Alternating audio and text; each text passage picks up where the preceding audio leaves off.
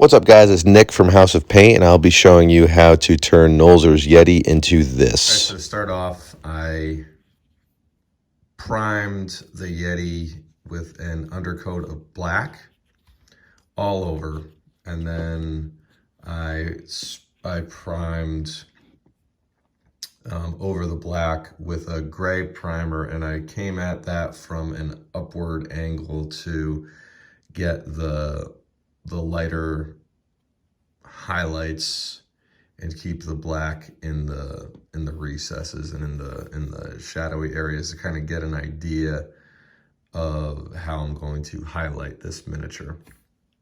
So now to start off, I'm going to be taking a mix of heavy gray and heavy blue gray, diluting it a ton, and I'm just going to be going right over the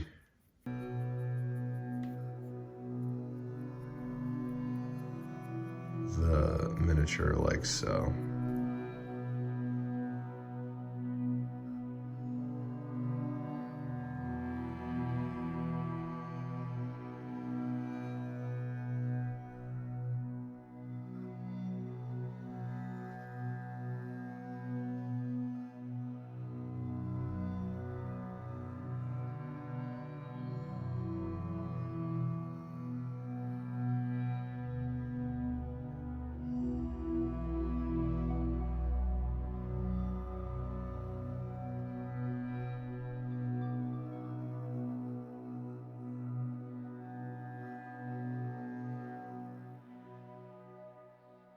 Now, because the priming session actually did a really nice job of highlighting the fleshy areas, I'm just going to be going over these with a glaze of heavy charcoal.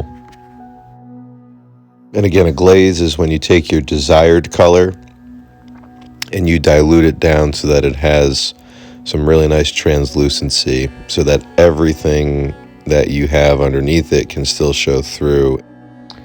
Now, with a 50-50 mix of bone white and orange ochre, I'm going to be doing an overbrush on the upper portions of the fur where I want the highlights to begin. I'm using an orange ochre because I don't want the Yeti to appear pure white. I really want it to appear as though it's been dirty. I mean, this guy is going to be, rummaging through the wilds and whatnot, so his coat is most likely not going to be a pure white. It's probably going to be relatively dirty, and the yellow and browns that I'm going to be using in this stage can help me achieve that effect. I'm providing a glaze here on the lower portion of the stomach, as well as the forelegs of heavy brown to kind of add that shadow, and then I'll overbrush with bone white over that.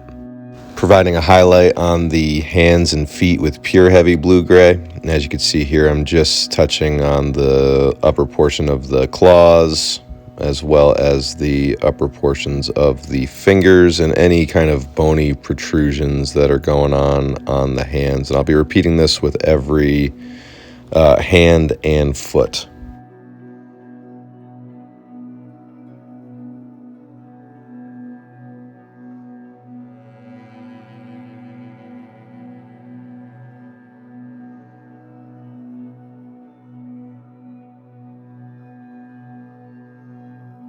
Base coating the horns with a thin layer of Rhinox hide.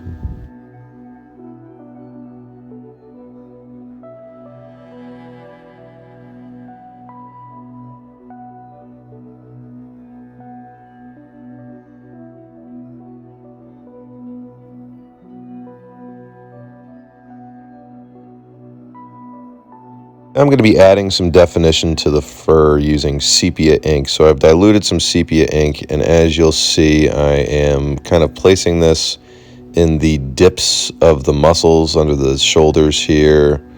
I've done it underneath each pectoral, and now I'm doing it underneath each bicep. And what this is going to do is when I'm done with the next highlights, it's really going to add a nice illusion of depth and musculature to this figure.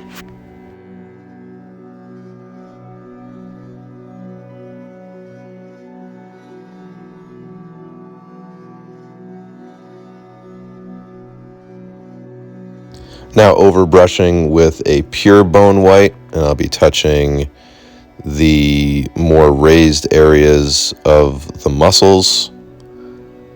And this is when the Yeti starts to kind of brighten up a little bit.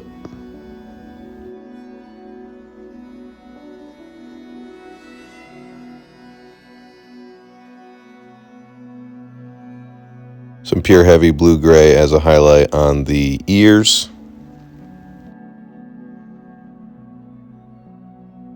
And also on certain areas of the face.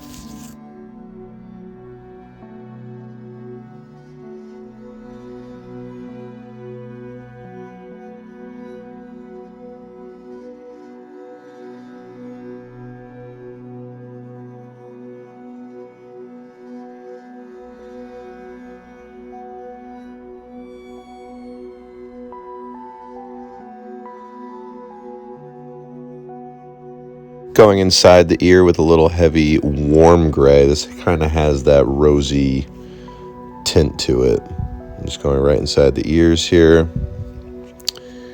And then I'm actually going to have to follow that up over here by pushing that heavy blue-gray back.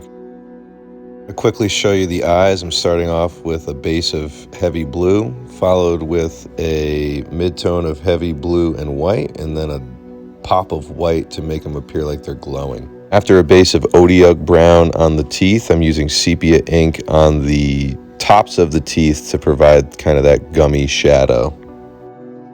Since the back portion of the figure is away from my light source, I'm going to be doing a dry brush of pure bone white, and what this is going to do is make the highlights less profound as they are in the front of the figure, to kind of give that illusion that, you know, this side of the figure is in shadow. Going over the entirety of the horns with a heavy brown glaze, very diluted.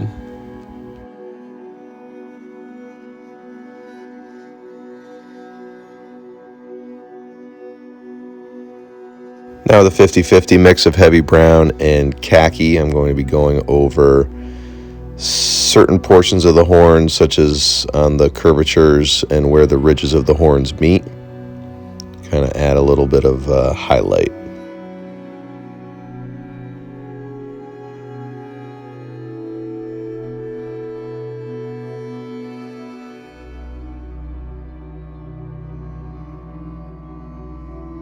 Now going over those same areas again, but shrinking the surface area here with pure khaki.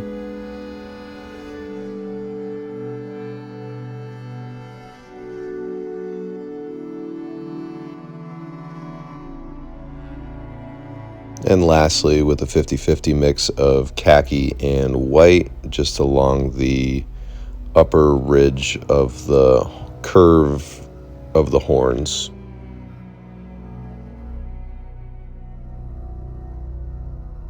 I want to give them kind of a tundra base, so I'm going over the base with a base coat of heavy brown.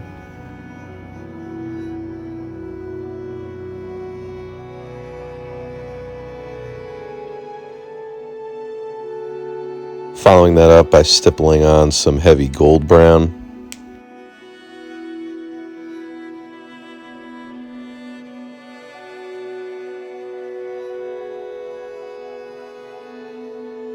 Popping on some dry tufts.